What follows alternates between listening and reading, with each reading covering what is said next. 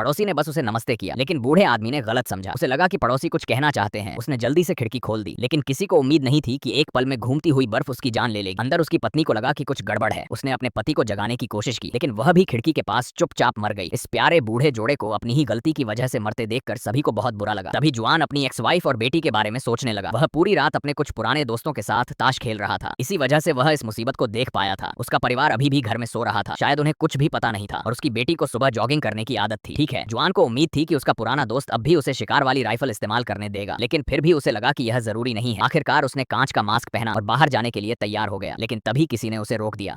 यह व्यक्ति उनके ताश के सर्कल में एक बाहरी आदमी था, जिसे खेल के दौरान किनारे बैठने के लिए मजबूर किया गया था। तुम्हारे कपड़े पैंट हैं, तुम्हें पता है। अब आने वाले खतरे का सामना करते हुए गोली लौट नहीं है। उसने राइफल वापस छीन ली। वह आदमी तुरंत डर गया। वहां से गुजरने वाले सभी लोग उसे नफरत भरी नजरों से देख रहे थे। जल्दी से वे पहली मंजिल के बेसमेंट में पहुंच गए। अपने पुराने दोस्त से हिम्मत लेकर जुआन बाहर निकला। उसने अपना हाथ आगे बढ़ाया। बर्फ के टुकड़े उसके कपड़ों पर गिर रहे थे। जुआन को कुछ भी अजीब नहीं लगा। ऐसा लग रहा था कि उसके दोस्तों ने जो प्रोटेक्टिव सूट बनाया था वह पूरी तरह असरदार था। क्योंकि उसका फोन और कार अब इस्तेमाल करने लायक नहीं थी, इसलिए जुआन को अपनी जगह तक 5 किलोमीटर पैदल चलना पड़ा। थोड़ी देर बाद जब जुआन अपने दोस्त के पड़ोस से बाहर निकला तो वहां का नजारा देखकर वह चौंक गया। पूरा शहर एक पवित्र सन्नाटे में डूबा हुआ था। जहां भी उसने नजर डाली हर जगह सिर्फ लाशें ही लाशें दिख रही थी। बर्फबारी ने सबको हैरान कर दिया था। किसी ने सोचा भी नहीं था। के अलावा अजीब बात यह थी कि टेलीफोन के खंभों पर भी लाशें लटकी हुई थी। ऐसा लग रहा था कि किसी बदकिस्मत रिपेयर वाले की इसी हालत में मौत हो गई थी। एक दुखद अंत। रातों रात अर्जेंटीना की मशहूर राजधानी गिर चुकी थी। जुआन का ही भयानक सीन सामने आ रहे थे। धीरे धीरे उसके अंदर का डर कम होने लगा। जैसे ही वह सुन्न और बेपरवाह होकर चल रहा था, अचानक एक तेज सीटी की आवाज उसके कानों में पड़ी। आवाज की तरफ देखते ही उसने देखा, घूमती बर्फ के टुकड़ों के बीच यूनिफॉर्म में एक सैनिक सीधा खड़ा था। जुआन को उसका इरादा समझ नहीं आया, लेकिन जब वह मुड़कर फिर से देखा तो सैनिक गायब हो चुका था। ज्यादा सोचे बिना जुआन अपने रास्ते पर चलता रहा। उसने एक शॉर्टकट चुना जो मेन रोड को बाईपास करता था। उसे पता ही नहीं चला कि कितना समय बीत गया था, जब अचानक एक डरावनी ट्रेन उसकी नजर में आई। पटरियों पर पड़ी लाशें सब कुछ बता रही थीं। साफ था कि लोग ट्रेन से बच निकलने की कोशिश कर रहे थे, लेकिन उनकी जिंदगी समय के साथ जम गई थी। जुआन को शुरू में लगा था कि सिर्फ शहर पर ही असर पड़ा है, लेकिन उसे यह एहसास नहीं था कि जहां भी बर्फ गिर रही है वहां मौत फैल रही है। जैसे ही वह आगे निकलने वाला था, तभी उसे एक अजीब सी खटखटाहट की आवाज सुनाई दी। जुआन हैरान होकर अपने सामने खड़े लोगों को देखने लगा। साफ था कि उन्हें भी बाहर की भयानक बर्फबारी का पता था, इसलिए वे डिब्बे के अंदर ही रह गए थे। बाहर निकलने से सभी डर रहे थे। तभी एक लड़की ने शीशे पर मदद के लिए एक शब्द लिख दिया। वह भागने के लिए बेचैन लग रही थी। इंसानियत के नाते जुआन सावधानी से डिब्बे के दूसरे लेवल में घुस गया। बर्फ से अछूता डिब्बा अब साफ दिखाई देने लगा था। अंदर बचे हुए लोगों का एक छोटा ग्रुप जमा था, जो बाहर के हालात को समझने की कोशिश कर रहा था। वे अपने मास्क नहीं हटा पा रहे थे, इसलिए सिर्फ इशारों से ही बात कर पा रहे थे। ग्रुप 6 घंटे से ज्यादा समय से फंसा हुआ था और हर उस व्यक्ति को देख रहा था जिसने ट्रेन से उतरने का रिस्क उठाया था। अब तक कोई भी बाहर नहीं निकल पाया था। डिब्बे के अंदर का तापमान जमा देने वाला था और उन्हें कोई रास्ता नहीं सूझ रहा था। हताश बचे हुए लोगों को देखकर जुआन ने कहा कि जैसे ही उसे कोई संगठन या मदद मिलेगी वह रेस्क्यू टीम को बता देगा। फिर वह कुछ सामान लेने के लिए नीचे झुका, लेकिन अचानक उसके बैकपैक में एक पिस्तौल दिख गई। उसे तुरंत याद आया कि यह उसके दोस्तानों का तोहफा था। मेरे कपड़े मत फेंको, अरे तुम कहाँ हो। भीड़ की हताश मिन्नतों को नजरअंदाज करते हुए जुआन ने बैग कंधे पर डाला और ट्रेन के डिब्बे से उतर गया। उसे इस बात की जरा भी परवाह नहीं थी कि ये लोग बचेंगे या नहीं, उसे पता नहीं था। इसके तुरंत बाद वह अपने अपार्टमेंट कॉम्प्लेक्स पहुंचा। जैसा उसने अंदाजा लगाया था, पूरा कॉम्प्लेक्स लाशों से भरा हुआ था। टूटे हुए दरवाजे से अंदर घुसते हुए जुआन ने एक मरा हुआ कुत्ता देखा, जिसने अभी भी हेलमेट पहना हुआ था। साफ था कि उन्होंने शायद उसे बचाने की कोशिश की होगी। धीमी रोशनी का पीछा करते हुए वह 18वीं मंजिल पर पहुंचा। जुआन ने हॉलवे में कई बचे हुए लोगों को, जैसे किसी चोर ने सब कुछ लूट लिया हो, क्योंकि उसकी पत्नी और बेटी, उनका बेटा घर पर नहीं था। क्या इसका मतलब था कि वे पहले ही मर चुके थे? अचानक अंदर से आवाज आई। जुआन बाहर गया और एक अनजान आदमी को देखा। वह दौड़कर गया और पूछा कि वह उसके घर में क्यों है और क्या उसे पता है कि अंदर के लोग कहाँ गए हैं। उस आदमी का एक वॉलंटियर है और उसे बस कुछ दवा लेने का ऑर्डर दिया गया है। बहस के दौरान पड़ोसी समझाने में मदद करने आए। वे गवाही दे सकते थे कि सब कुछ सच था। गलतफहमी का एहसास होने पर जुआन ने उसके हाथ छोड़ दिए, लेकिन तभी उस आदमी ने अपने हाथों के पीछे देखा। वह आदमी असल में जुआन की पत्नी एलेना थी। उसने पहले पड़ोसियों को भगा दिया और फिर जुआन को और बुरी खबर सुनाई। पता चला कि उसने पिछली रात अपने पति को एक टेक्स्ट मैसेज भेजा था, जिसमें कहा गया था कि उनकी बेटी रात के लिए एक क्लासमेट के घर गई है। उस समय जुआन अभी भी दोस्तों के साथ ताश खेल रहा था। उसे कुछ पता नहीं था। जानलेवा बर्फबारी के बाद से एलेना को कोई मैसेज नहीं मिला था। जुआन यह सुनकर गुस्से में भर गया, क्योंकि उसकी बेटी, या यूं कहें कि उसकी पत्नी को भी नहीं पता था कि उनका क्लासमेट कहां रहता है। बाहर बर्फीला तूफान चल रहा था और उनके सबसे प्यारे लोग कहीं नहीं मिल रहे थे। खुद को शांत करने के बाद कपल ने सुराग ढूंढने के लिए अपनी बेटी के स्कूल जाने का फैसला किया, लेकिन जैसे ही जुआन ने दरवाजा खोला, बिल्डिंग में बचे हुए सभी लोगों ने उसका सामना किया। साफ था कि पहले वाले आदमी ने खबर फैला दी थी। हर कोई यह जानने को उत्सुक था कि जुआन बाहर कैसे निकला। उनकी आंखों में एक तेज इच्छा चमक रही थी। हर कोई राज जानना चाहता था। जुआन ने माना कि वह बर्फ से पूरी तरह इम्यून नहीं है। उसका मानना था कि बर्फ के टुकड़े सिर्फ बहते समय जहरीले होते हैं, लेकिन जमीन पर गिरते ही उनका जहर खत्म हो जाता है। इस बात से ग्रुप खुश नहीं हुआ। एक गंजे आदमी जो लीडर था ने उनका रास्ता रोक दिया। उसे पता था कि जुआन एक मास्क छिपा रहा है, इसलिए उसने उसे वहीं पर लेने का फैसला किया। पता चला कि बिल्डिंग के पानी के पाइप जम गए थे और सभी रहने वालों को पानी की सख्त जरूरत थी। इस खबर से जुआन डर गया। उसने अचानक अपनी पिस्तौल निकाल ली। वह भगवान या कोई मैसेंजर नहीं था। जुआन कोई और प्लान बनाने से पहले बस अपनी बेटी को ढूंढना चाहता चाहता था। दबाव में गंजा आदमी और जैसे ही जुआन सीढ़ियों से नीचे पहुंचा, गंजे आदमी ने अपनी बंदूक पकड़ ली और उनका पीछा किया। कहीं मत जाओ, मत जाओ। दुनिया के अंत में कानून और नैतिकता की पाबंदियों के बिना थोड़ी सी ताकत वाला कोई भी राज कर सकता है। जैसे जैसे यह तनावपूर्ण पीछा करीब आ रहा था, जुआन और उसकी पत्नी दूसरी मंजिल पर एक कमरे में पहुंच गए। जल्द ही गंजे आदमी और उसके आदमियों ने दरवाजा बंद कर दिया। बस कुछ ही समय की बात थी कि वे दरवाजा तोड़कर अंदर आ जाते। जुआन का असली प्लान अपनी बेटी को ढूंढने का था, लेकिन अब उसे अपनी पत्नी को भी साथ ले जाना था। उन आदमियों को कमरे में भागते देख जुआन ने अपनी पत्नी को अपना इकलौता मास्क पहनाया और कुछ सावधानियां बताई। जब उसकी पत्नी दूसरी मंजिल से कूदकर पहली मंजिल पर कार पर चढ़ी तो कपल ने आखिरकार राहत की सांस ली। जुआन को समझ नहीं आ रहा था कि उन आदमियों से कैसे निपटा जाए, लेकिन जमीन पर पड़े एक प्लास्टिक बैग ने उसे एक आइडिया दे दिया। जैसे ही दरवाजा पूरी तरह टूटा, गंजा आदमी और उसके कई आदमी कमरे में दौड़े। तुम्हें लगता है कि यह तुम्हें बचाएगा? जानलेवा बर्फ के टुकड़ों ने सबको डरा दिया, जिससे वे घबरा कर भाग गए। जुआन प्लास्टिक बैग लेकर दूसरी मंजिल से कूद गया। यह एक बहुत बड़ा मूवमेंट था और थकान से उसकी सांसें तेज हो गईं। ऐसा लग रहा था कि उसने खतरे को कम आंका था। खुली हुई सुरक्षा ठंड से कोई बचाव नहीं कर रही थी और प्लास्टिक बैग जल्दी ही बर्फ से भर गया। वह लड़खड़ाकर 100 मीटर से भी कम दूरी पर गिर गया और ऑक्सीजन की भारी कमी के कारण बर्फ में गिर गया। जब जुआन बेहोशी से जागा तो उसने खुद को एक कार में नकाबपोश लोगों से घिरा हुआ पाया। ड्राइवर की सीट से एक जानी पहचानी आवाज आई। पता चला कि उसे बचाने वाला उसका दोस्त तानो था और उसके बगल में उसकी पत्नी थी, जो अभी अभी निकली थी। पता चला कि तानो घर पर अपनी पुरानी फोर्ड स्टार्ट करने की कोशिश कर रहा था और अचानक उसे पता चला कि सिर्फ पुरानी कारें ही अब चल सकती हैं। वे पहले नकाब ढूंढने के लिए फायर स्टेशन गए, फिर मुड़कर यहाँ आ गए। जुआन शुक्रगुजार था कि उसे बचा लिया गया, लेकिन उससे भी ज्यादा शुक्रगुजार था कि उसे एक बहुत अच्छा दोस्त मिला था। कुछ ही पलों में कार तानो की रिपेयर शॉप पर वापस आ गई। इस हाथ में हथियार होना पक्का सही काम है। जुआन और उसकी पत्नी थोड़ी देर आराम करने के लिए ऊपर चले गए, फिर तुरंत सुराग ढूंढने के लिए स्कूल जाने का फैसला किया। आधे घंटे बाद बदकिस्मती से कपल अपनी बेटी के स्कूल पहुंच गया, लेकिन वह खाली और सुनसान था। क्लासरूम के डिस्प्ले शेल्फ से उन्हें अपनी बेटी और उसके कुछ क्लासमेट्स की एक फोटो मिली। पत्नी ने बताया कि उनमें से एक को वे ढूंढ रहे थे। अगला स्टेप बस स्टूडेंट के घर का पता ढूंढना था। अपने समय का ज्यादा से ज्यादा फायदा उठाने के लिए जुआन पास में एक कार ढूंढने चला गया, जबकि एलेना स्टूडेंट की फाइलें देखने के लिए एडमिनिस्ट्रेशन ऑफिस चली गई। शुरू में तो सब ठीक चल रहा था, लेकिन जब एलेना डॉक्यूमेंट्स देख रही थी तो उसे अचानक बाहर से आवाज सुनाई दी। यह महसूस करते हुए कि आसपास और भी लोग हैं, एलेना बाहर जाकर देखने लगी और पाया कि आवाज एक बंद दरवाजे से आ रही थी। दरार से झांकने पर उसने देखा कि एक लड़का अंदर बंद है, बहुत गुस्से में दिख रहा है और चीनी भाषा में गालियां दे रहा है। जुआन अपना काम पूरा करके वापस आ गया। उसकी पत्नी ने उसे पूरी स्थिति बताई। जुआन इसमें शामिल नहीं होना चाहता था, लेकिन वह अपनी पत्नी की चिंता को टाल नहीं सका। तुम कौन हो? तुम्हारा नाम क्या है? भाड़ में जाओ। एक थप्पड़ ने लड़के को तुरंत शांत कर दिया। उसने बताया कि उसे उसके क्लासमेट्स ने बुरी नीयत से बंद कर दिया था और वह एक दिन और एक रात से वहीं था। जुआन ने उसे बताया कि कोई भी उसे बचाने नहीं आएगा, क्योंकि बाहर एक जानलेवा जहर गिर रहा है और सब लोग बिना जाने डर के मर गए हैं। लड़का हालात देखने के लिए बाहर भागा।